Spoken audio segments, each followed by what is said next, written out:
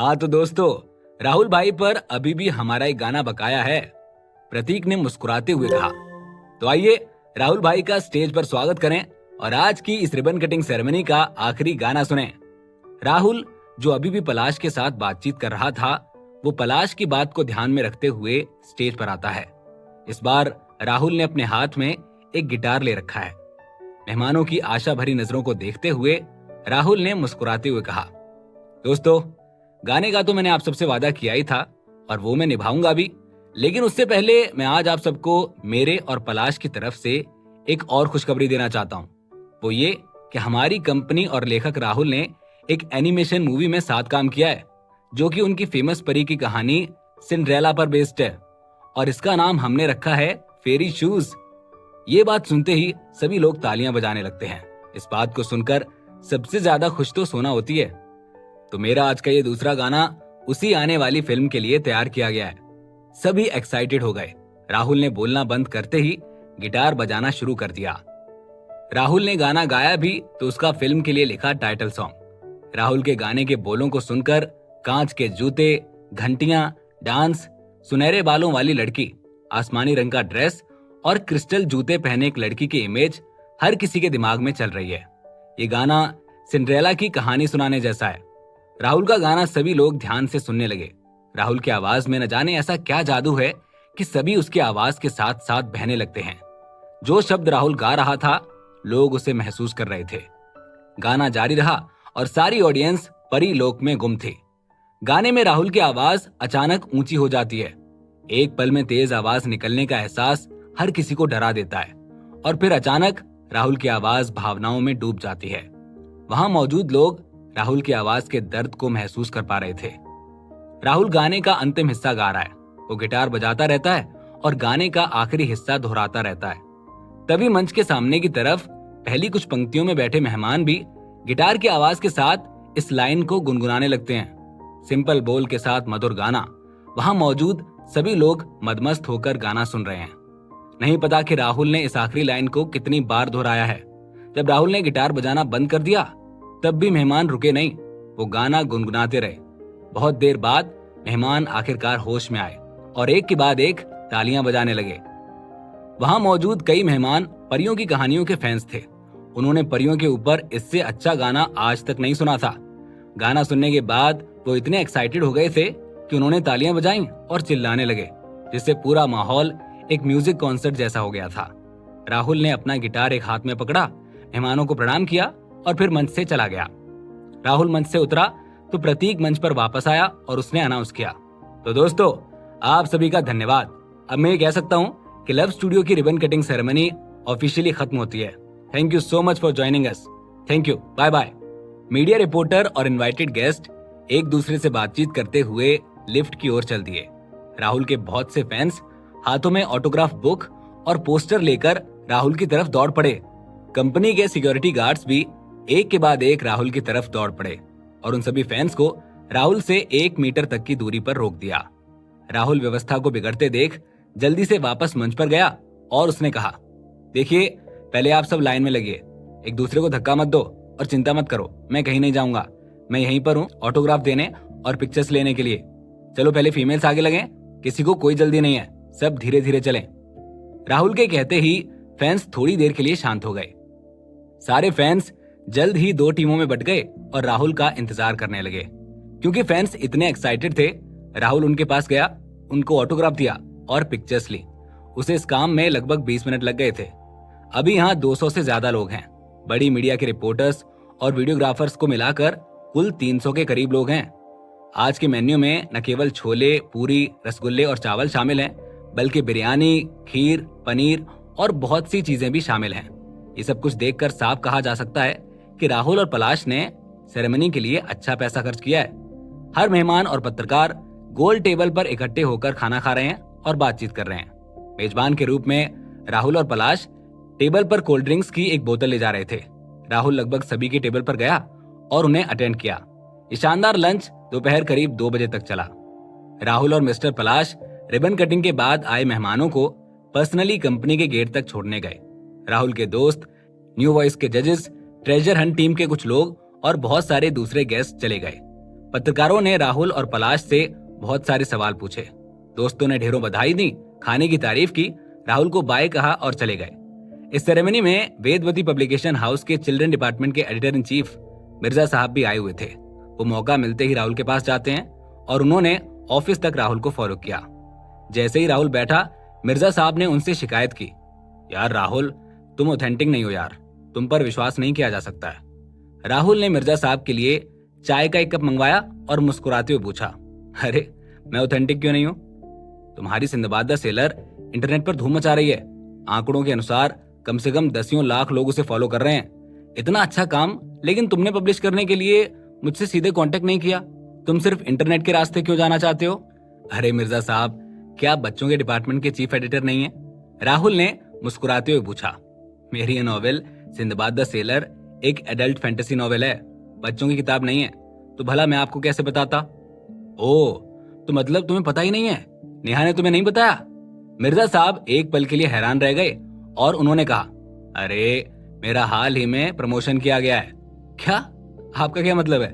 राहुल ने मुस्कुराते हुए कहा, क्या आप वेदवती पब्लिशिंग हाउस के चीफ बन गए हैं? मिर्जा साहब ने मुस्कान के साथ कहा, हाँ। अरे पर पूछो मत भाई, क्या हाल हो रहा है। इतने साल हो गए हैं, मैं बच्चों के डिपार्टमेंट का ही चीफ एडिटर बना रहा हूँ। मेरी आधी जिंदगी इसी में बीत चुकी है। मुझे लगता था कि जब तक मैं रिटायर नहीं हो जाता तब तक मैं चिल्ड्रन डिपार्टमेंट का ही एडिटर इन चीफ बना रहूंगा। Editor in chief? राहुल ने मुस्कुराते हुए कहा, फिर तो आपको आपके प्रमोशन और सैलरी बढ़ने पर मैं बधाई देना चाहूंगा। राहुल ने अपना हाथ आगे बढ़ाकर मिर्जा साहब से अपना हाथ मिलाया। मैं सच कहूं तो अगर तुम्हारी सोना की गुड नाइट स्टोरी मेरी लाइफ में नहीं आती तो मैं यहाँ तक नहीं पहुंचता। अरे नहीं मिर्जा साहब, आप खुद ही बहुत अच्छे इंसान हैं। राहुल उन्हें मुस्कुराते हुए कहता है, वेदवती पब्लिशिंग हाउस का पुराना चीफ कोई बुद्धू नहीं है। अगर आपके पास काबिलियत नहीं होती तो वो आपको कभी भी एडिटर इन चीफ नहीं बनने देते। ठीक है, अब मुझे चने के झाड़ पर मत चढ़ाओ। मिर्जा साहब ने चाय की एक चुस्की ली और कहा, ठीक है, चलो काम पर लग जाएं। मुझे तुम्हारी सिंदबाद द सेलर में दिलचस्पी है। मैं इसे तुम्हारे लिए पब्लिश करना चाह रहा हूँ। बताओ क्या करना है? राहुल ने अपनी ठुड्डी को पकड़ा और बहुत देर तक सोचा और कहा, देखिए मैं अभी आपको इसका जवाब नहीं दे सकता, लेकिन अभी मुझे इसे कुछ और दिनों के लिए अपलोड करके रखना होगा और देखना होगा। नहीं। जब मिर्जा साहब ने ये सुना तो वो तुरंत परेशान हो गए। क्या तुम डरते हो कि हमारा पब्लिशिंग हाउस जो कीमत तुम्हें देगा वो काफी नहीं होगी? क्या तुमने सोना की गुड नाइट स्टोरीज के टाइम पर नहीं देखा था कि हमने तुम्हें कितना अच्छा प्राइस दिया था, और वो भी ईमानदारी से? देखिए मैं आपको सच कहूं तो कई पब्लिशर ने सिंदबाद द सेलर का कॉपीराइट लेने की उम्मीद में मुझसे कांटेक्ट किया है। राहुल ने समझाया, उनके डिजिटल कॉपीराइट का पैसा सोना की गुड नाइट स्टोरीज के मुकाबले में ज्यादा है। राहुल मिर्जा साहब से झूठ नहीं बोल रहा है। दरअसल कई जाने माने इंडियन पब्लिशर्स ने उसे कांटेक्ट किया है और इस नॉवेल को पब्लिश करने की इच्छा जाहिर की है। हालांकि सिंदबाद द सेलर का अभी आधा हिस्सा भी अपलोड नहीं हुआ है, लेकिन फिर भी इसकी पॉपुलैरिटी 7वें आसमान पर है और देर सवेर ये पूरी दुनिया में फेमस हो ही जाएगा। इसीलिए इन सभी फेमस इंडियन पब्लिशिंग हाउस ने राहुल को एक तरह से घेर लिया है। सोना की गुड नाइट स्टोरीज की कीमत से भी ज्यादा? मिर्जा साहब ने अपना मुंह खोला और भौएं सिकोड़ ली। 5 मिनट की चुप्पी के बाद मिर्जा साहब ने अपना सिर उठाया और पूछा, राहुल, ये पहली बार नहीं होगा जब हम साथ काम करेंगे। बस मुझे एक रियल आंसर दो, तुम कितना चाहते हो? देखिए मैं सच कहूं तो ये आपके लिए बहुत ज्यादा हो जाएगा। सच में ये कीमत मिर्जा साहब के लिए थोड़ी बड़ी हो जाएगी। कीमत थोड़ी ज्यादा है, पर मिर्जा साहब मैं आपको बता दूं कि इससे कोई फर्क नहीं पड़ता है। भले ही मैं वेदवती पब्लिशिंग हाउस को ना चुनूं, पर फिर भी हम हमेशा अच्छे दोस्त रहेंगे। मिर्जा की दुविधा को देखते हुए राहुल ने कहा, अगर फ्यूचर में साथ काम करने की कोई उम्मीद हो तो बताइएगा, मैं कर दूंगा।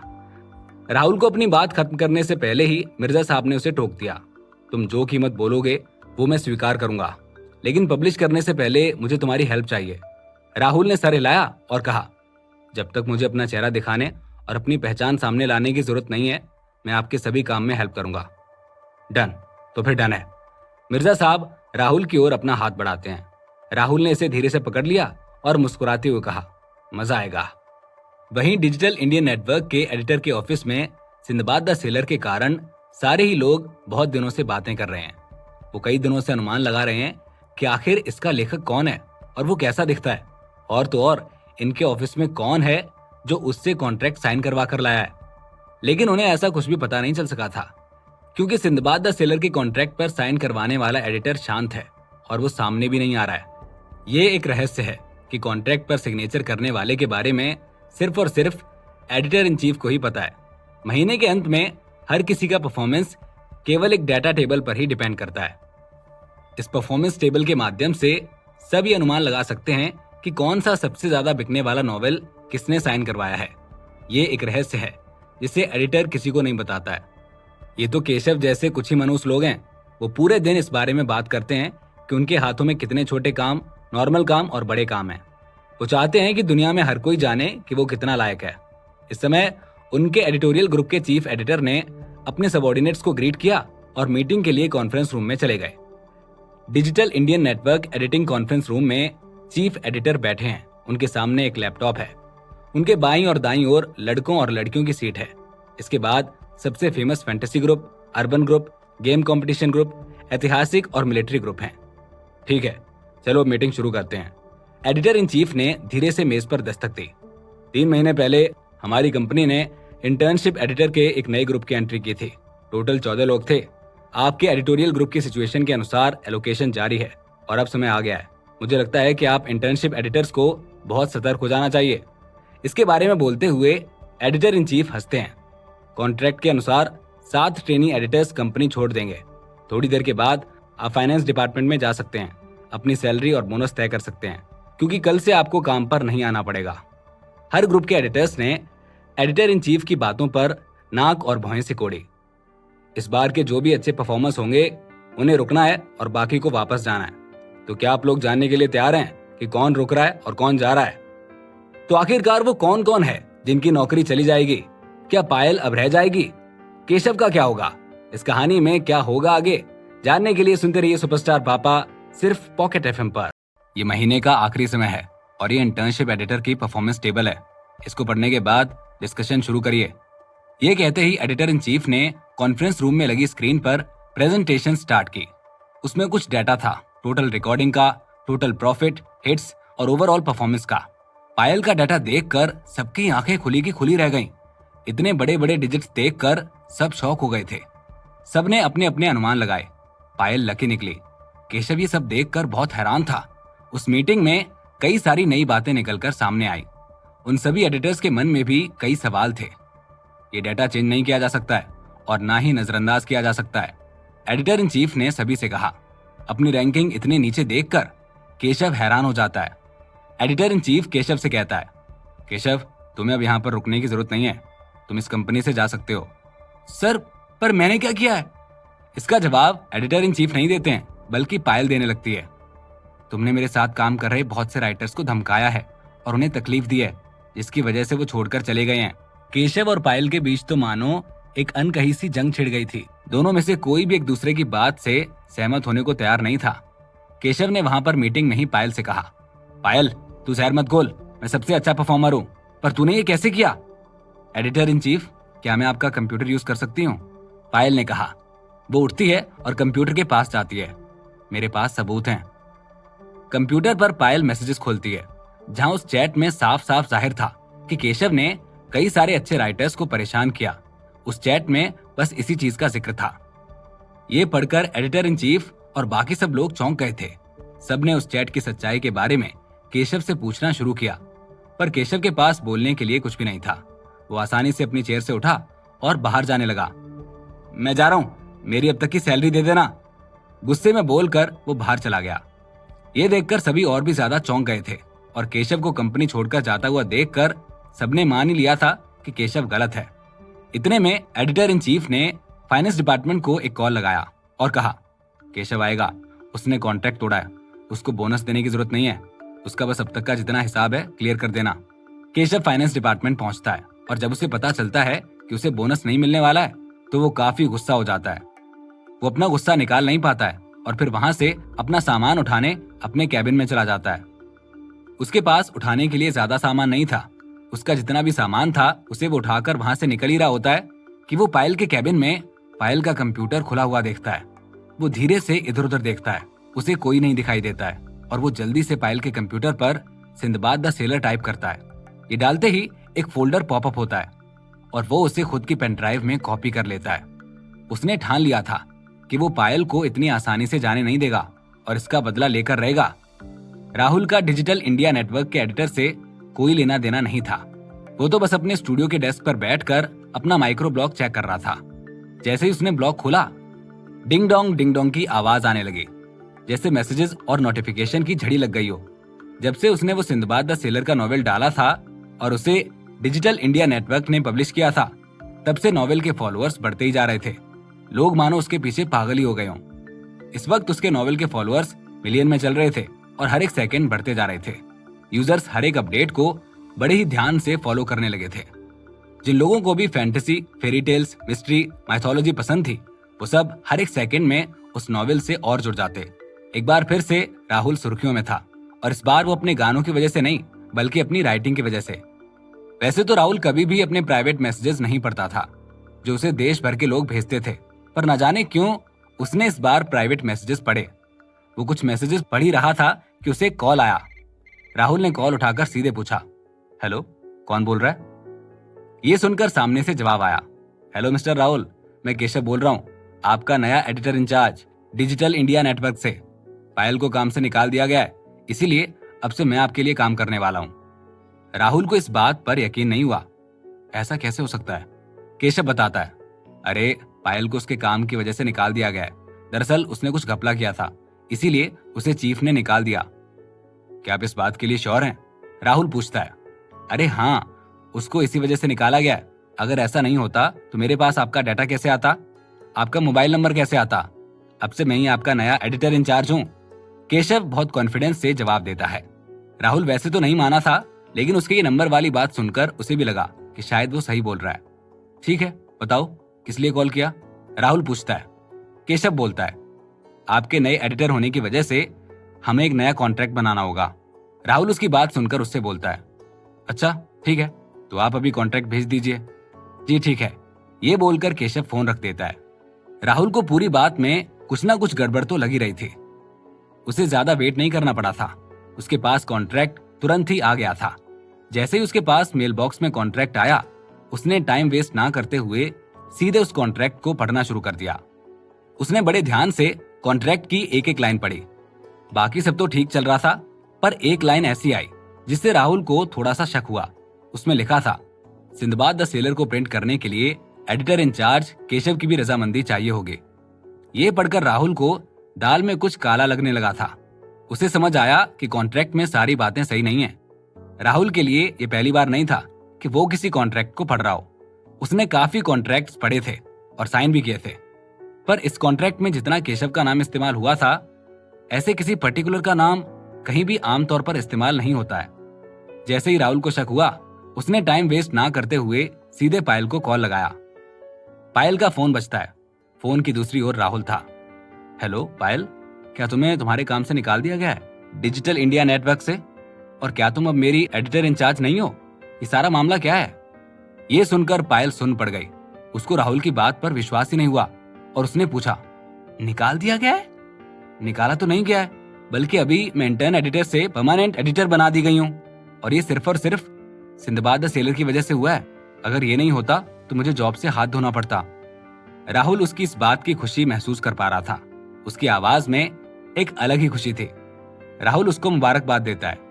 तुमको इस तरक्की के लिए बहुत बहुत मुबारकबाद। मैं तुम्हारे लिए बहुत खुश हूँ और ये काफी खुशी की बात है। उसके आगे फिर वो थोड़ा सोच कर बोलता है, वैसे क्या तुम किसी केशव को जानती हो? हाँ मैं जानती हूँ, क्यों, क्या हुआ? वो बस अभी अभी, पायल बोल ही रही होती है कि राहुल ने उसको काटते हुए बोला, मेरे पास अभी केशव का कॉल आया था। फिर राहुल उसे वो सब बताता है जो अभी अभी हुआ था। सारी कहानी सुनाने के बाद राहुल पूछता है, वैसे उसके पास मेरे कॉन्ट्रैक्ट की डिटेल्स कहाँ से आई?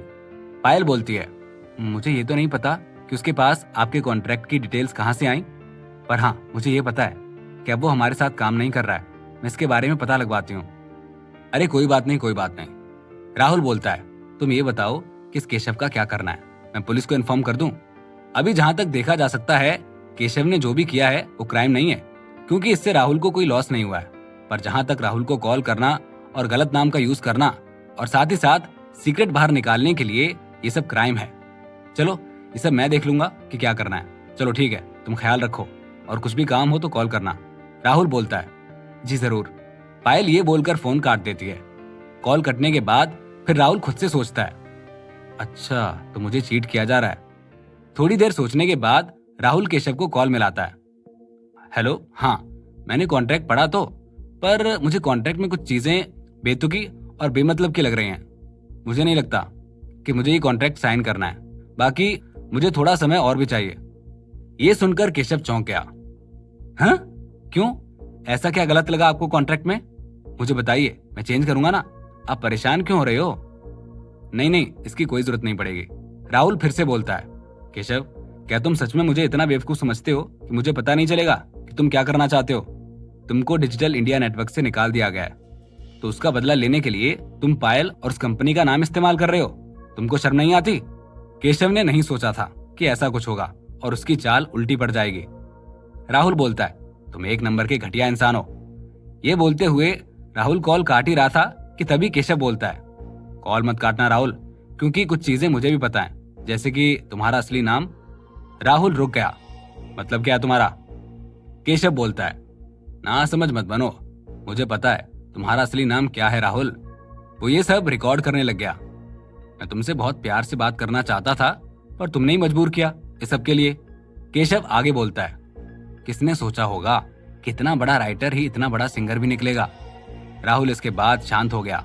असल में केशव से बात करने के बाद उसे इतना तो समझ आ ही गया था कि केशव बहुत ही बेकार आदमी है। अभी राहुल इस बारे में सोच ही रहा था कि केशव आगे बोलता है, नाटक करना बंद करो। मैंने देखा कि नंबर कौन यूज कर रहा है, और इससे ये पता चलता है कि ये नंबर कोई राहुल यूज कर रहा है। इस दुनिया में सभी लोगों को अपने नंबर रजिस्टर और वेरीफाई कराने होते हैं। हालांकि कोई दूसरा भी किसी और के नाम से नंबर ले सकता है, पर उसे एक लीगल प्रोसीजर से गुजरना पड़ता है। राहुल के पास 2 फोन थे और 3 नंबर। एक उसका पर्सनल, एक ऑफिशियल और एक और नंबर है। एक अच्छे नागरिक की तरह राहुल ने अपना हर नंबर रियल नाम से ही रजिस्टर किया था। तुमने बहुत बड़ी मुसीबत सर पर ली है। राहुल अब चिढ़ गया था। क्या चाहिए तुम्हें? राहुल के पास वैसे तो मन में बहुत कुछ था बोलने के लिए, पर वो उस वक्त केशव को कुछ भी नहीं बोलता है। केशव ने कहा, 5 करोड़ रुपए और डिजिटल इंडिया नेटवर्क की इलेक्ट्रॉनिक कॉपीराइट लाइसेंसिंग तोड़ो। तुम मुझे धमकी दे रहे हो? राहुल की आंखें सिकुड़ गई थी और वो ठंडा पड़ गया था। धमकी? हाँ, मैंने तुम्हें धमकी दी और मैं और भी बहुत कुछ कर सकता हूँ। केशव ने गुस्से से कहा। क्या कर सकते हो तुम? हाँ बताओ, राहुल ने थोड़ा घबराते हुए पूछा। केशव गर्व के साथ कहता है, देखो मैं केवल 5 करोड़ ही मांग रहा हूँ। ये तुम्हारे लिए ज्यादा नहीं होना चाहिए, है ना? तुम सही कह रहे हो, 5 करोड़ ज्यादा नहीं है मेरे लिए, राहुल ने कहा। लेकिन मैं तुम्हें पैसे क्यों दूं? और चलो मैं इलेक्ट्रॉनिक कॉपीराइट लाइसेंस रद्द भी कर देता हूँ। पर क्या तुम जानते हो इस फैसले के बाद मुझे कितना लॉस झेलना पड़ेगा और मुझे डिजिटल इंडिया नेटवर्क को कितना भुगतान भरना पड़ेगा? अरे कंपनी को तुम बाद में कंपनसेट कर देना। वैसे भी तुम राहुल हो, तुम्हारे पास पैसे की क्या कमी है? ये तुम्हारे लिए बड़ी बात नहीं है, तुम ये कर सकते हो। तुम्हें पता है तुमने कुछ सोचकर ही अपना नाम छिपाया होगा ना।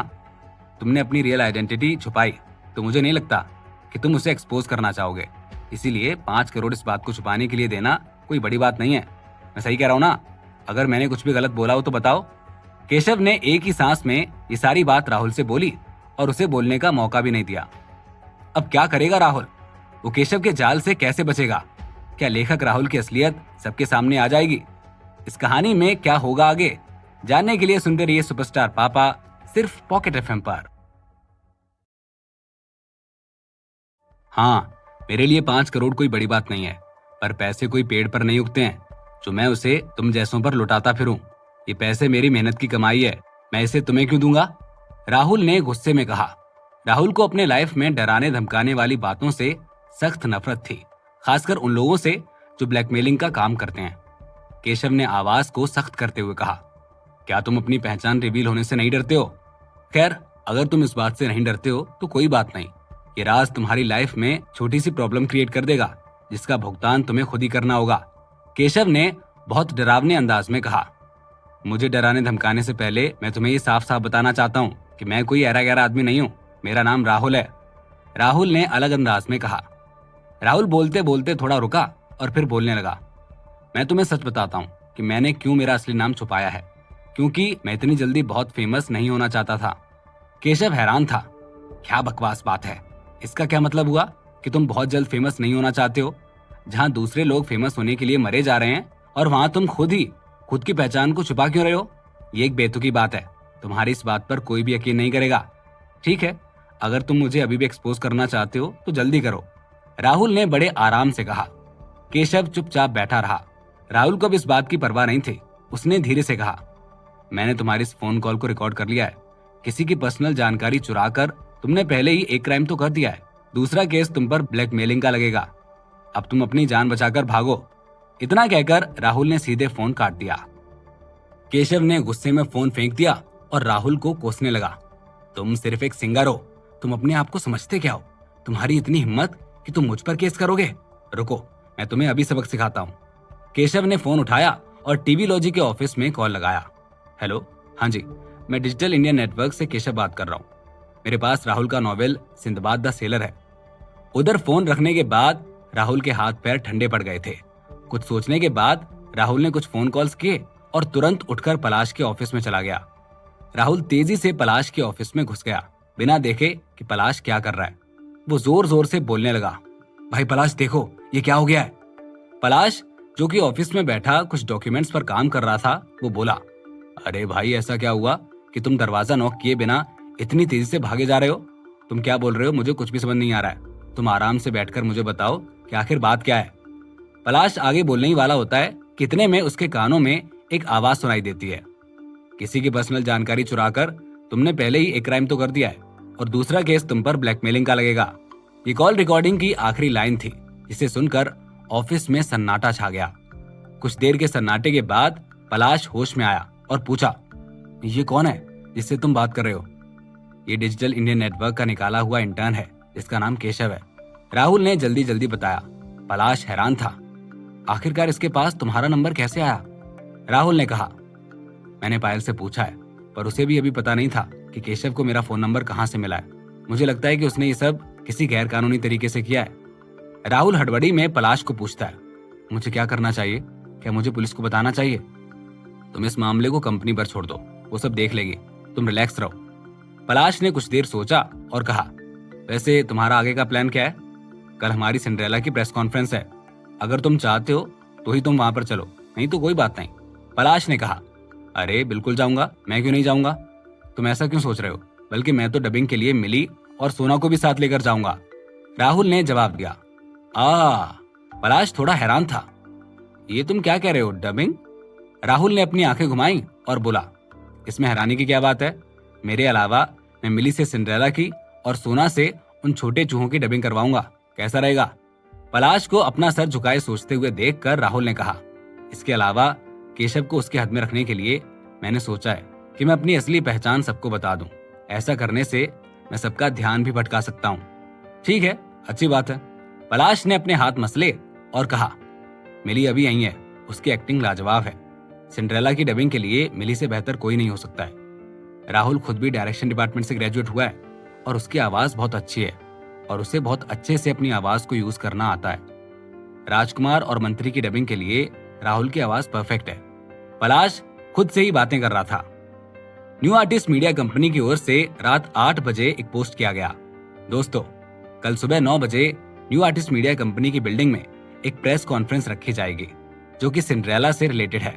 इस कॉन्फ्रेंस में डायरेक्टर और प्रोड्यूसर भी मौजूद रहेंगे। मीटिंग में फिल्म इंडस्ट्री के कई और भी सितारे होंगे जिन्हें देखकर आप सरप्राइज हो जाएंगे। इस पोस्ट के साथ सिंड्रेला का एक पोस्टर भी पोस्ट किया गया था जिस पर प्रोड्यूसर, डायरेक्टर, को प्रोड्यूसर और राइटर के नाम लिखे हुए थे।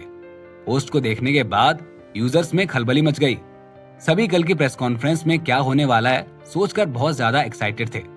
मैं तो जरूर जाऊंगी, राहुल मेरा फेवरेट है। लेखक राहुल की कहानी शानदार है तो ये फिल्म भी शानदार होगी। पूरे पोस्ट पर कमेंट्स की झड़ी लग गई थी और सभी में सिर्फ राहुल और लेखक राहुल के बारे में बात होने लगी।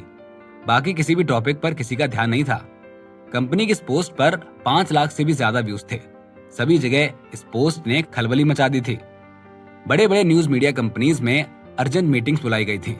वहां प्रेस कॉन्फ्रेंस में पूछे जाने वाले सवालों पर डिस्कशन होने लगा था। इस पोस्ट ने सभी न्यूज़पेपर ऑफिसेज में भी खलबली मचा दी थी। सभी बड़ी बड़ी खबरों को छापने की तैयारी कर रहे थे और कल की कॉन्फ्रेंस का बेसब्री से इंतजार कर रहे थे। अगले दिन सोना सुबह जल्दी उठ गई। सोना बहुत एक्साइटेड थी। क्योंकि उसके पापा ने उसे कहा था कि आज वो उसे एक्टिविटी में भाग लेने के लिए कंपनी लेकर जाएंगे। सोना को लग रहा था कि वो उसके पापा के ऑफिस में जाएगी, जहां उसे बहुत सारे अंकल और आंटी मिलेंगे जो उसे बहुत सारे गिफ्ट देंगे। इस खुशी में सोना रात भर सो भी नहीं पाई थी और सुबह बहुत जल्दी उठ गई थी। सोना राहुल के बेड पर चढ़ती है और अपनी बड़ी बड़ी आंखों से सोते हुए राहुल को देखती है। सोना ने धीरे से बुदबुदाया, पापा उठो पापा, हम आज काम पर कब जाएंगे? राहुल बहुत गहरी नींद में था। उसने थोड़ी सी आंखें खोली और सोना की तरफ देखा। सोना, तुम इतनी जल्दी क्यों उठ गई? मुझे अभी सोने दो। और फिर से मुड़कर सो गया।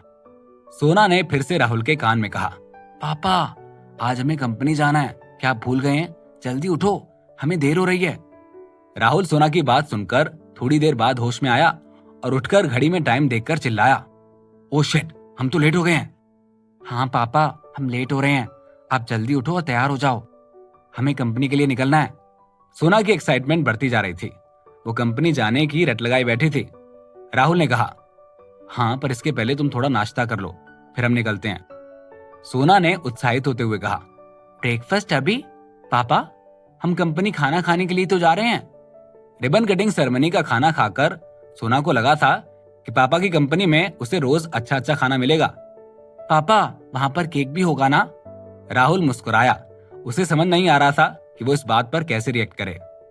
सोना की आवाज सुनकर मिली आई और वो दरवाजे पर खड़ी होकर पूछती है, अरे सोना, आज आप जल्दी क्यों उठ गए? रात को पापा ने मुझे कहा था कि वो मुझे अपने साथ कंपनी में लेकर जाएंगे और हम किसी एक्टिविटी में पार्टिसिपेट करेंगे, वहां पर बहुत अच्छा खाना भी खाएंगे, तो मैं यहाँ पर पापा को जगाने आई थी। सोना ने कूदते हुए कहा। मिली ने कुछ देर सोचा और फिर जवाब दिया, अरे मेरी प्यारी सोना, पापा की कंपनी अभी तक खुली नहीं है, हम वहां पर चले भी जाएं तो भी हम अंदर नहीं जा सकते हैं, तो आज हम खाना घर पर ही खाएंगे। क्या वहां खाना नहीं मिलेगा? चलो कोई बात नहीं, हम बाहर केक तो खाकर ही आएंगे।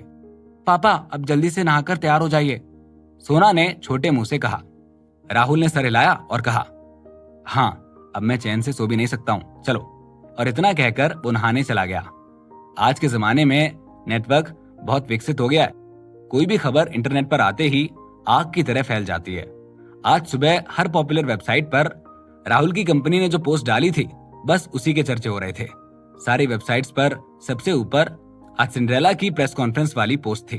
सब ये जानने के लिए उत्साहित थे कि आखिरकार उस प्रेस कॉन्फ्रेंस में सरप्राइज के तौर पर कौन से सितारे होने वाले हैं। सिंड्रेला के पोस्टर में डबर के आगे क्वेश्चन मार्क लगा था, जिसे देखकर लोगों में यही बात हो रही थी कि आखिर इस फिल्म की डबिंग करने वाले कौन हैं और क्या वो भी कॉन्फ्रेंस में आएंगे। ये खबर आज की हॉट टॉपिक बन चुकी थी। पलाश बाकी मीडिया कंपनीज की तरह नहीं है जो खबरों को आसानी से बाहर कर दे। वो छोटी से छोटी खबर को एक मिस्ट्री की तरह पेश करता है। उसके इस अंदाज की वजह से हमेशा उसकी कंपनी और उसकी खबरें सुर्खियों में बनी रहती हैं। मात्र एक ही रात में सिंड्रेला की पॉपुलैरिटी बहुत बढ़ गई थी। सोना को ब्रेकफास्ट करवाकर राहुल ऑफिस के लिए तैयार हुआ। सोना और मिली को लेकर राहुल ऑफिस के लिए निकला। फिर मिली को रितु के पास छोड़कर राहुल सोना के साथ प्रेस कॉन्फ्रेंस के लिए गया। सिंड्रेला की प्रेस कॉन्फ्रेंस छोटी पर जबरदस्त होने वाली थी। आज इस फिल्म के बारे में सबको खुलकर सवाल पूछने के मौके मिलेंगे। सिंड्रेला की कॉन्फ्रेंस के पहले पलाश ने फिल्म की सभी क्रिएटर टीम को बुलाया। लगभग 9-10 क्रिएटर हैं जिन्होंने फिल्म को बनाने में हेल्प की है।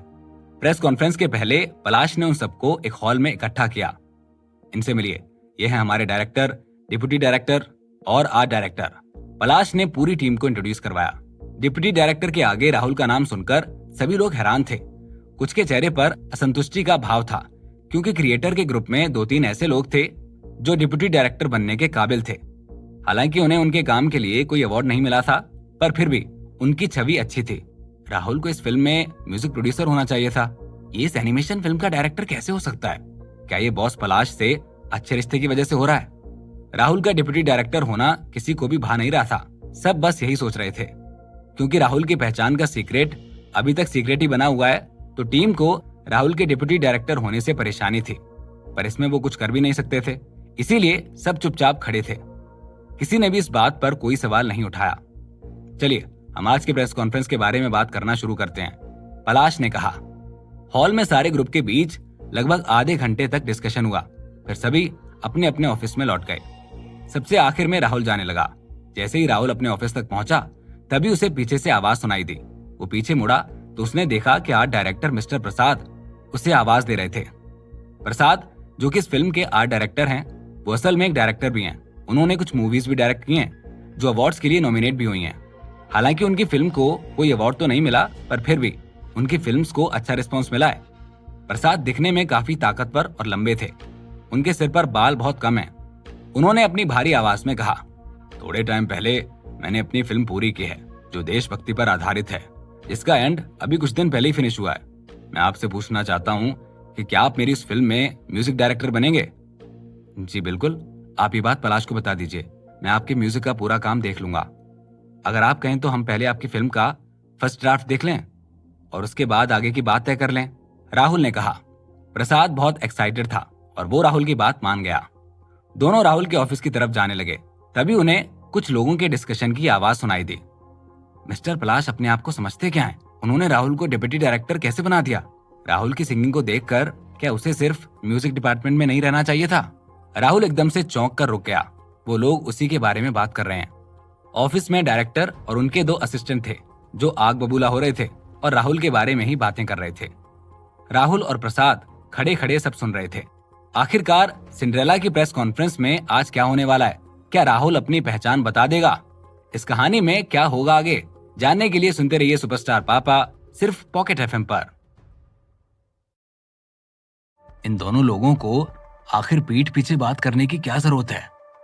प्रसाद उन दोनों को ऐसे पीठ पीछे बात करते हुए सह नहीं पाया था।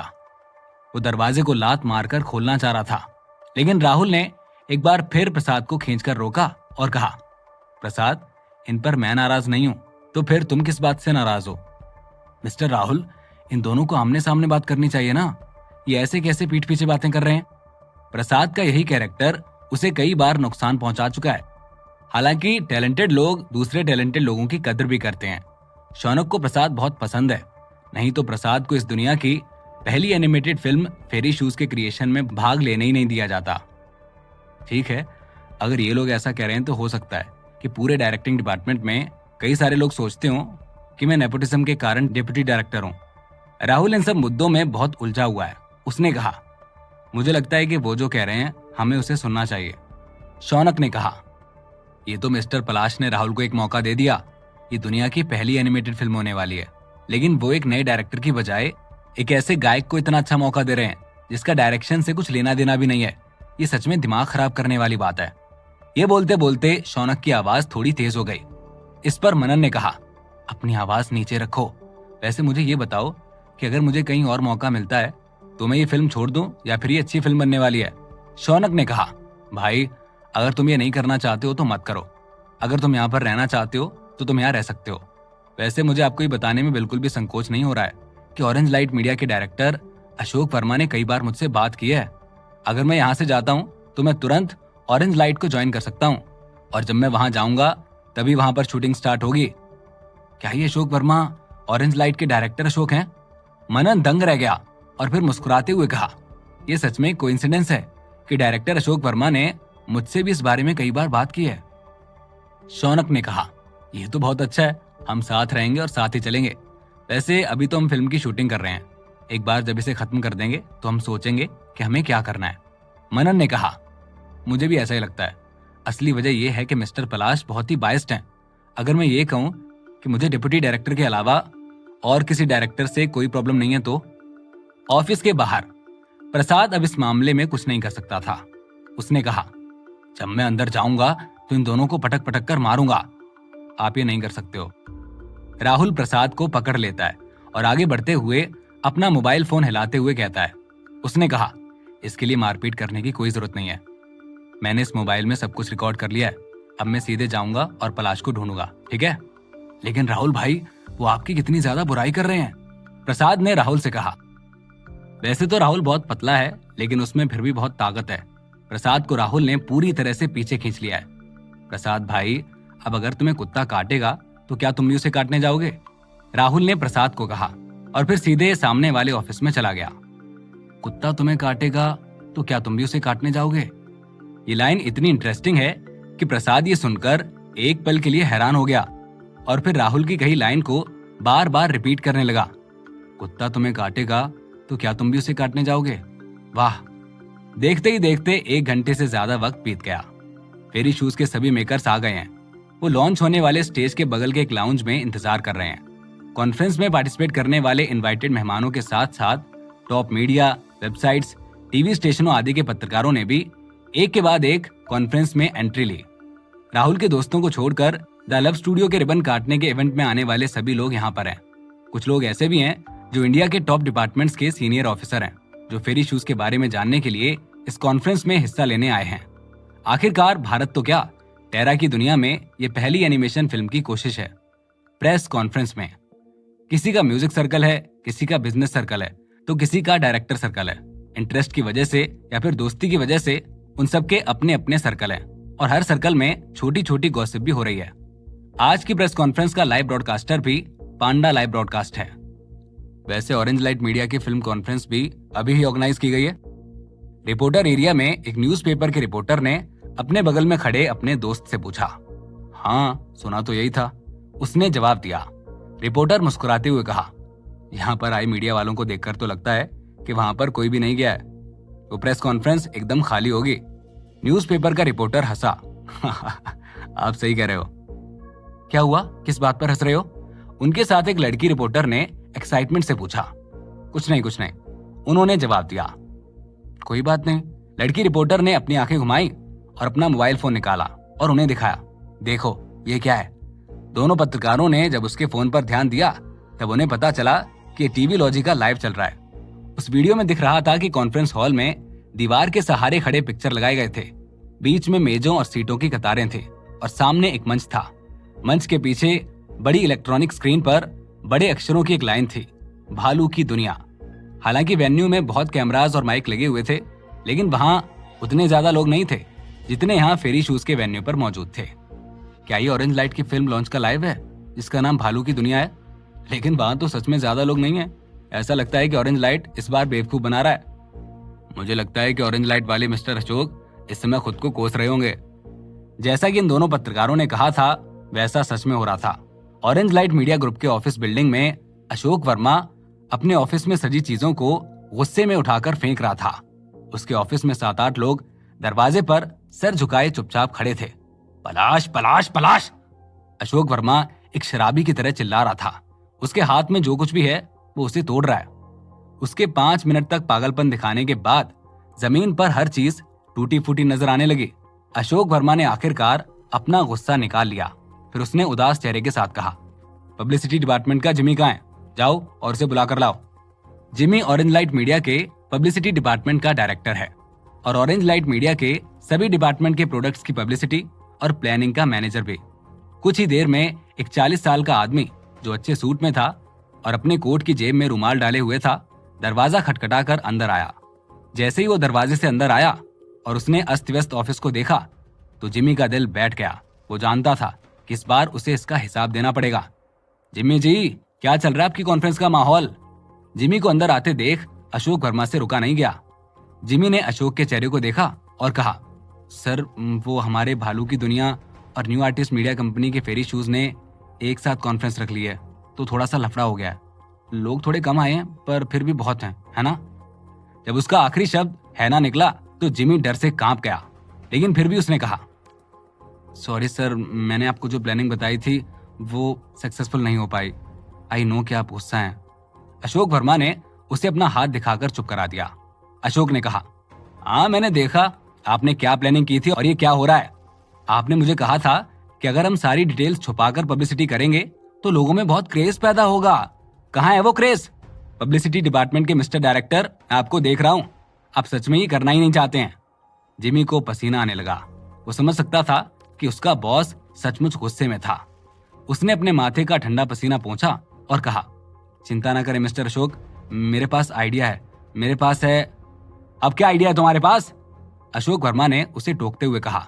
अशोक वर्मा ने आगे कहा, मुझे नहीं पता कि आप कौन सा तरीका अपनाएंगे, पर आपको आज इस फिल्म को प्रमोट करने के लिए कुछ ना कुछ तो करना ही होगा। अगर कल के अखबार का हेडलाइन भालू की दुनिया नहीं हुई तो आप अपना बोरिया बिस्तर उठाइएगा और यहाँ से निकल जाइएगा। जी सर। जिमी की कुछ भी कहने की हिम्मत नहीं हुई। ऑरेंज लाइट मीडिया ग्रुप एक टॉप कंपनी में से एक है और अशोक वर्मा की इसमें इक्विटी कोई कम नहीं है। पूरी इक्विटी के साथ पूरी कंपनी का 60% हिस्सा इनके पास है और बाकी छोटे शेयर होल्डर्स और इन्वेस्टर्स हैं। इसीलिए अशोक वर्मा के पास कंपनी में किसी को भी कुछ भी कहने का अधिकार है। अगर फैसला उन्होंने लिया है तो कोई इसका विरोध नहीं कर सकता है। अगर कोई भी अशोक वर्मा का सामना करने की हिम्मत करता है तो उसे ऑफिस से निकाल दिया जाता है। अब मैं चाहता हूं कि जैसे ही वहां पलाश की प्रेस कॉन्फ्रेंस शुरू हो वैसे ही हमारी भी चालू होनी चाहिए। अभी सबसे पहले टीवी लॉजी को कॉल करो और उनसे कहो जितना पैसा लेना है ले ले, लेकिन मुझे उनके हर चैनल पर सिर्फ और सिर्फ हमारी कॉन्फ्रेंस लाइव दिखनी चाहिए।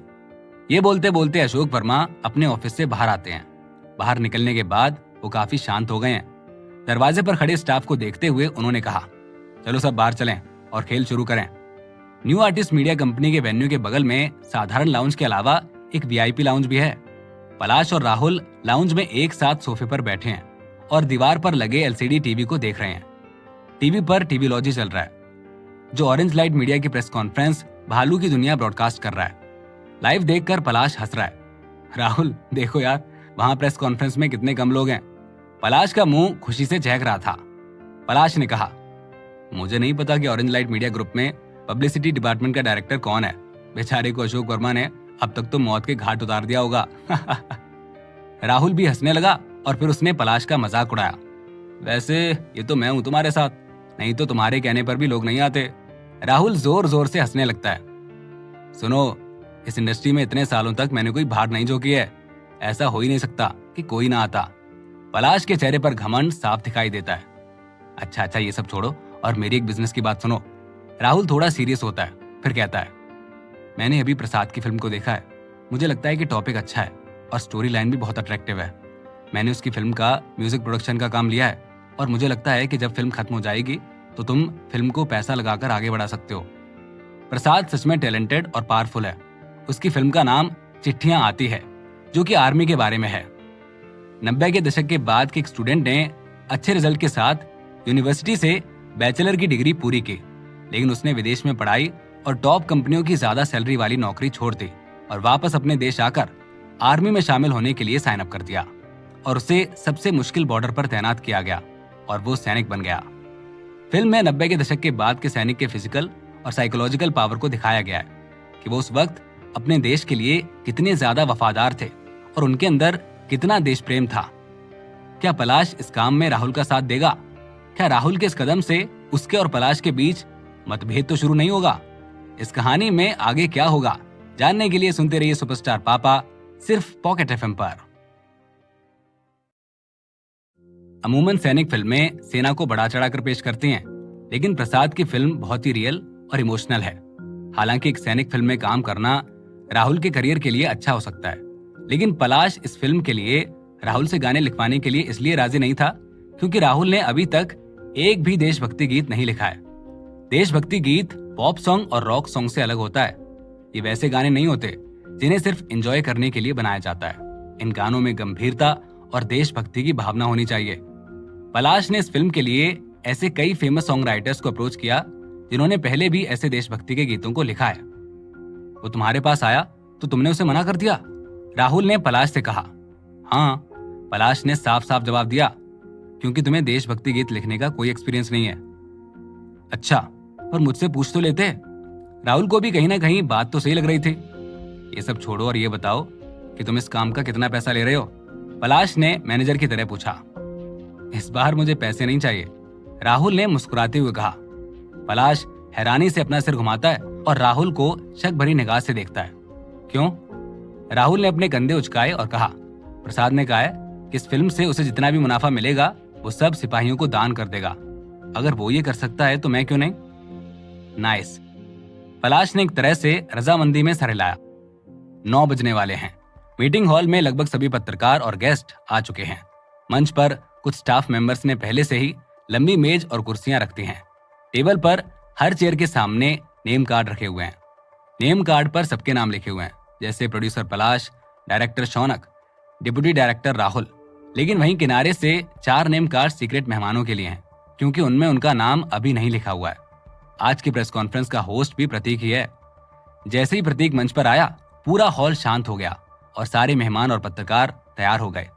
प्रतीक ने कई फिल्मों की प्रेस कॉन्फ्रेंस और फिल्म प्रीमियर की होस्टिंग की है।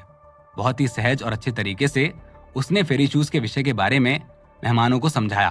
फिर उसने फिल्म के निर्माताओं का परिचय देना शुरू किया। उसने सभी के नाम लेकर मंच पर बुलाना शुरू किया। पलाश मंच पर आने वाला पहला व्यक्ति था। उसके बाद शौनक, राहुल, प्रसाद और आशीष आदि आने लगे। क्लिक क्लिक की आवाज के साथ सबकी नजरें सबसे बाईं ओर की 4 सीटों पर पड़ी। एक के बाद एक सभी लोग सीट पर बैठते चले गए, लेकिन बाईं ओर से किनारे की 4 सीटों पर कोई नहीं बैठा और प्रतीक ने किसी का परिचय भी नहीं दिया। रिपोर्टर एरिया में बैठे लोग इसी बारे में चर्चा करने लगे। ऑडियंस की तुलना में फिल्म कॉन्फ्रेंस में आए मेहमानों को बहुत ही नॉर्मल महसूस हो रहा था। थोड़ा सस्पेंस बनाकर सभी का ध्यान अपनी ओर खींचना फिल्म प्रेस कॉन्फ्रेंस या फिल्म प्रीमियर में ये एक आम रूटीन है। उनके लिए ये कोई अजीब बात नहीं है। प्रतीक ने अपनी आंखें घुमाई और कहा, देवी और सज्जनों और मीडिया मित्रों, मुझे लगता है कि आप 4 खाली सीटों के बारे में बहुत एक्साइटेड हैं। जाहिर सी बात है कि हम बताएंगे ही कि ये किसके लिए खाली हैं। पर पहले आइए मिस्टर पलाश को कुछ शब्द कहने के लिए आमंत्रित करें। तालियां बजी। बेशक तालियां मेहमानों की ओर से थीं, हालांकि रिपोर्टर एरिया के पत्रकार भी तालियां बजा रहे थे, लेकिन उनका उत्साह ज्यादा नहीं था। पलाश ने अपने सामने रखे माइक्रोफोन को ठीक किया और मुस्कुराते हुए कहा, सबसे पहले हमारी कंपनी की एनिमेटेड फिल्म फेरी शूज की आज की इस फिल्म कॉन्फ्रेंस में आने के लिए आप सभी दोस्तों का धन्यवाद। भीड़ ने फिर से ताली बजाई। 2 महीने पहले हमने फेमस परी कथा लेखक राहुल से पॉपुलर परी कथा सिंड्रेला और स्नो वाइट की फिल्म के कॉपीराइट्स खरीदे थे, लेकिन लेखक राहुल इस फिल्म को केवल एनिमेटेड बनाने के लिए तैयार हुए। इसके बारे में बोलते हुए पलाश ने दिखावटी मुस्कान अपने चेहरे पर बनाए रखी थी। वैसे तो मैं लेखक राहुल की शर्तें नहीं मानना चाहता था, पर पूरे देश में या फिर यूं कहें कि पूरी दुनिया में कभी भी एक कंप्लीट एनिमेटेड फिल्म आज तक नहीं बनी है, पलाश ने मुस्कुराते हुए कहा। लेखक राहुल ने भी फेरी शूज फिल्म का स्ट्रक्चर, डिजाइन, सीन प्लानिंग सब कुछ हमें प्रोवाइड करवाई थी। पलाश ने रिमोट दबाया। मंच पर उसके पीछे बड़ी सी स्क्रीन पर fairy shoes animation film release press conference शब्द गायब हो गए और उनकी जगह एक कलरफुल तस्वीर ने ले ली। तस्वीर का रंग आसमानी नीला है। तस्वीर के बीच में कारीगरी वाली एक सुनहरी कद्दू की गाड़ी है। कद्दू की गाड़ी के सामने 4 सफेद घोड़े हैं। गाड़ी के शाफ्ट पर एक अच्छे कपड़े पहने हुए कोचमैन बैठा हुआ है, जबकि गाड़ी के पीछे एक आदमी खड़ा है। इसके अलावा सबसे अट्रैक्टिव है एक भूरे बालों और घनी भौं वाला एक सुंदर आदमी जो एक राजकुमार के कपड़े पहने हुए है। उसकी बाहों में सुनहरे बालों और नीली आंखों वाली एक सुंदर लड़की भी है जो आसमानी नीली ऑफ शोल्डर प्रिंसेस स्कर्ट और क्रिस्टल जूते पहने हुए है। और पूरी तस्वीर के ऊपर सुनहरे रंग से लिखा हुआ है सिंड्रेला। इस फिल्म का पोस्टर है। ये पहली बार है कि इस तरह का पोस्टर कई लोगों की नजरों के सामने आया। ये बेहद सुंदर है। लाइव ब्रॉडकास्ट के फोटोग्राफर और मीडिया पत्रकारों ने तुरंत बड़ी सी स्क्रीन पर नजर आने वाले इस पोस्टर को शूट करना शुरू किया। इस सिंपल सी तस्वीर ने लोगों को मंत्रमुग्ध कर दिया था। हर कोई उसे बार बार देखना चाहता था। तस्वीर में नजर आने वाले 2 हीरोज को वो जानना चाहते थे कि वो कौन है। यहाँ तक कि जिन लोगों ने परी कथा सिंड्रेला कभी पढ़ी भी नहीं थी, ये पोस्टर देखकर अब उन्हें भी इस एनिमेटेड फिल्म में काफी इंटरेस्ट आने लगा है। इसके बाद हमारी एनिमेशन फिल्म के डायरेक्टर शौनक इस फिल्म का छोटा सा परिचय देंगे, पलाश ने कहा। शौनक एक मिडिल एज आदमी है जिसकी उम्र लगभग 40 साल होगी। शौनक पहले खड़े हुए और सभी को नमस्कार किया, फिर मुस्कुराते हुए कहा, सिंड्रेला लेखक राहुल की गाइडेंस में हमने इस पर काम शुरू किया है। ये पूरे देश और यहाँ तक कि पूरी दुनिया की पहली एनिमेशन फिल्म बनने का रिकॉर्ड बना रही है। हालांकि हमें भी नहीं पता कि फिल्म बॉक्स ऑफिस पर कितना धमाल मचाएगी, पर हम ये कह सकते हैं कि ये फिल्म अपना एक इतिहास जरूर बनाएगी। दरअसल इस तरह की एनिमेटेड फिल्म इस दुनिया में अभी तक नहीं आई है और किसी ने भी इसे आजमाया भी नहीं है, क्योंकि कोई भी इसके लिए पैसे देने को तैयार नहीं है और लागत वसूल भी सबके बस की बात नहीं है। क्या आपने स्क्रीन पर यह खूबसूरत तस्वीर देखी है? शौनक ने अपने पीछे बड़ी स्क्रीन की ओर इशारा किया और कहा। उन्होंने आगे कहा, मैं आपको एक सीक्रेट बताता हूँ। पूरी फिल्म में एनिमेशन, डिजाइन, इमेज, एनवायरनमेंट और सीन सभी को लेखक राहुल ने डिजाइन और तैयार किया है। दूसरे शब्दों में कहें तो लेखक राहुल न केवल एक बेहतर लेखक हैं, बल्कि एक बेहतरीन पेंटर भी हैं। दोनों मेहमान और पत्रकार धीमी आवाज में बात करने लगे। जाहिर है उन्हें इस पर यकीन नहीं हो रहा था। क्या ये सच है? लेखक राहुल एक राइटर के साथ साथ एक चित्रकार भी है, एक ने कहा। दूसरा भी हैरान था, क्या कोई ऐसा टैलेंटेड आदमी भी है? सिंड्रेला की फिल्म प्रेस कॉन्फ्रेंस की पॉपुलैरिटी की तुलना में भालू की दुनिया फिल्म की प्रेस कॉन्फ्रेंस बहुत कम अट्रैक्टिव थी। बड़े मीडिया, वेबसाइट्स और टीवी स्टेशनों पर अशोक वर्मा के षड्यंत्र का कोई फर्क नहीं पड़ा।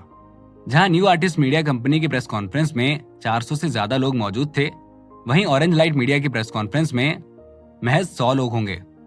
उसमें से भी 40-50 लोग तो ऑरेंज लाइट मीडिया के ही हैं। अशोक वर्मा के इनवाइटेड गेस्ट को छोड़कर मीडिया से केवल 1 दर्जन लोग ही आए हैं। एक पत्रकार ने अशोक वर्मा से सवाल किया, मिस्टर अशोक, दुनिया भर में परियों की कहानियों पर आधारित कई लाइव एक्शन फिल्में हैं और कई तो बहुत हिट भी रही हैं। आपको भालू की दुनिया से क्या उम्मीद है? उम्मीद करना तो स्वाभाविक है, अशोक वर्मा ने सर हिलाया और अपने चेहरे पर मुस्कुराहट लाकर कहा। भालू की दुनिया बनाने से लेकर कास्टिंग, शूटिंग और आखिरी गाना बनाना, फिल्म के प्रोडक्शन, पोस्ट प्रोडक्शन तक हम अपना बेहतर करने की कोशिश करते रहे हैं। इसके अलावा हम हॉलीवुड की टीम के साथ काम कर रहे हैं। हम नहीं चाहते कि हमारी फिल्म लोकल रह जाए, हम चाहते हैं कि हमारी फिल्म इंटरनेशनल हो जाए, इसीलिए हम हॉलीवुड के साथ काम करेंगे। अशोक वर्मा ने फिर आगे कहा, हमने हमारी फिल्म में मेल लीड का रोल प्ले करने के लिए एक्टर अभिमन्यु सिंह को चुना है और फीमेल लीड रोल के लिए पॉपुलर प्रियंका व्यास को इनवाइट किया गया है। मुझे उनकी सुंदरता के बारे में और उनके टैलेंट के बारे में ज्यादा कुछ कहने की जरूरत नहीं है और उनकी एक्टिंग स्किल्स भी बहुत अच्छी हैं। हमने उन्हें प्रेस कॉन्फ्रेंस के लिए भी बुलाया है। आइए इन 2 सितारों को मंच पर इनवाइट करें। अभिमन्यु सिंह और प्रियंका व्यास एंटरटेनमेंट इंडस्ट्री के टॉप आर्टिस्ट हैं, स्पेशली प्रियंका व्यास। अशोक वर्मा ने आखिरकार सितारों का नाम लेकर कॉन्फ्रेंस में कुछ जान डाल दी। प्रेस कॉन्फ्रेंस की शुरुआत से लेकर अब तक पूरा माहौल बहुत बोरिंग हो रहा था, लेकिन अब यह हैपनिंग बन गया था। वहां मौजूद सभी पत्रकार और मीडिया कर्मी भी एक्साइटेड हो गए थे। शुरुआत में टीवी लॉजी लाइव पर बहुत सारे दर्शक थे, पर फिर प्रेस कॉन्फ्रेंस चालू होते ही बहुत से लोग पांडा म्यूजिक पर पलाश वाली प्रेस कॉन्फ्रेंस का लाइव ब्रॉडकास्ट देखने चले गए थे। लेकिन अब जब अशोक वर्मा ने सबको ये खबर सुना दी, तो अब दर्शक भाग भाग कर वापस इन फेमस सितारों को देखने के लिए टीवी लॉजी पर आने लगे। जब ऑरेंज लाइट मीडिया ने अभिमन्यु सिंह और प्रियंका व्यास को मंच पर इनवाइट किया, तो वहां न्यू आर्टिस्ट मीडिया कंपनी ने अपने सीक्रेट गेस्ट को इनवाइट करना शुरू किया। देवी और सज्जनों, 10 बज गए हैं। क्या आप इन सीक्रेट गेस्ट का इंतजार करते करते थक चुके हैं? प्रतीक ने मुस्कुराते हुए कहा, तो चलिए अब हम हमारे डिप्टी डायरेक्टर मिस्टर राहुल से कहेंगे कि वो प्लीज हमें इस राज से बाहर निकालें। राहुल ने प्रतीक की ओर देखा। राहुल ने अपने माइक को सीधा किया और कहा, कुछ दिन पहले ही फेरी शूज का एनिमेशन प्रोडक्शन पूरा हुआ है। फिल्म का म्यूजिक, डबिंग और पोस्ट प्रोडक्शन अभी भी बाकी है। राहुल ने आगे कहा, गाना बन चुका है और सबसे इम्पोर्टेंट चीज जो अभी बची है वो है डबिंग। कलाकार के किरदार और आवाज के हिसाब से हमने सिंड्रेला, राजकुमार, मंत्री और सिंड्रेला की सौतेली माँ और बहनों के लिए लोग ढूंढ लिए हैं। खैर, आइए एक अंदाजा लगाते हैं कि आखिर वो सीक्रेट मेहमान कौन है। जैसे ही राहुल की आवाज रुकी, वेन्यू पर तेज म्यूजिक वाला गाना बजने लगा। फिर एक लड़की ने सुरीली आवाज में गाना गाना शुरू किया। ये गाना बच्चों का गाना है। ये गाना एक बड़ी सी बच्चों की फिल्म का है जो कि कुछ सालों पहले आई थी और उसने धूम मचा दी थी।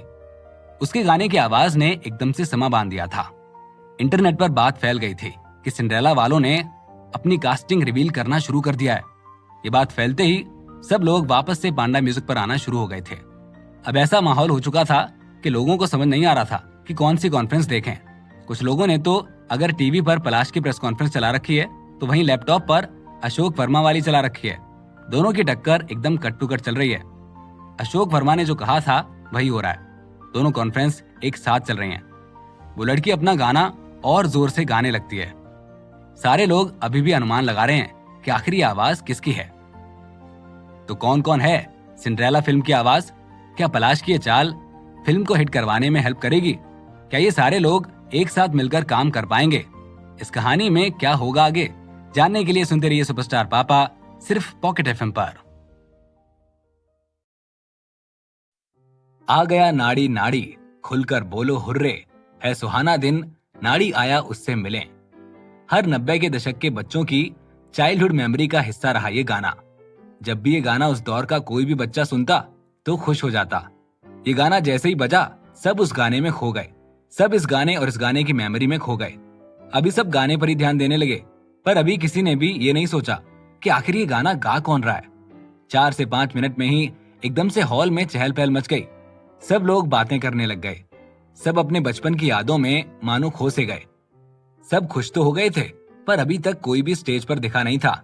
ये गाना खत्म होते ही दूसरा गाना शुरू कर दिया गया, ओसलैंड ओ ओसलैंड। ये गाना भी बहुत लोकप्रिय था, पर आज क्या बात है, आज सारे बच्चों के ही गाने बजेंगे ऐसा लगता है। ये गाना उस समय के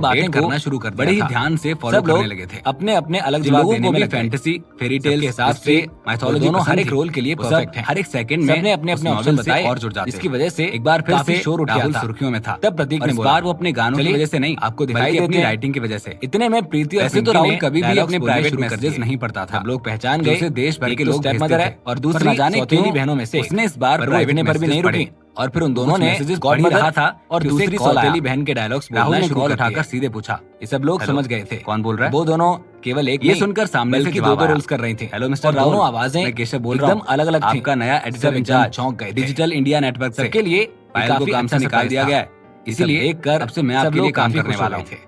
इस राहुल बात को पर इस सबको बात बहुत अच्छा पर लग रहा यकीन था। नहीं हुआ। हेलो, ऐसा कैसे हो सकता मैं है? दोनों मीन से केशव रोल प्ले बताता कर है, रही हूँ। अरे प्रीति ने पायल को सबको उसके काम की संबोधित वजह से करते हुए निकाल कहा, दिया गया है।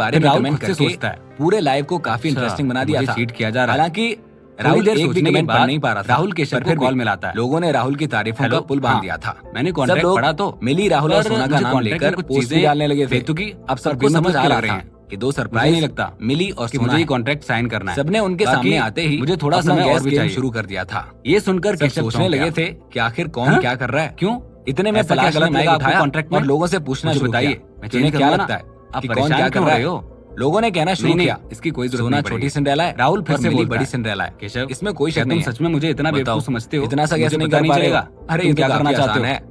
तुमको सोना डिजिटल छोटी इंडिया सिंड्रेला नेटवर्क बनी से है निकाल ना? दिया गया है। प्लीज हाँ बोल दो। तो उसका बदला लेने के ये सब लिए चल ही रहा तुम था पायल कि और अचानक कंपनी राहुल का ने नाम पूरा इस्तेमाल कर माहौल रहे हो। बदल दिया। तुमको ये शर्म नहीं कहकर आती? कि मिली और सोना केशव ने तुम नहीं दोनों इन्हें सोचा हिंट था दो कि ऐसा क्या हो कुछ होगा सकता है। और उसकी राहुल चाल के ये उल्टी पूछते पड़ ही जाएगी।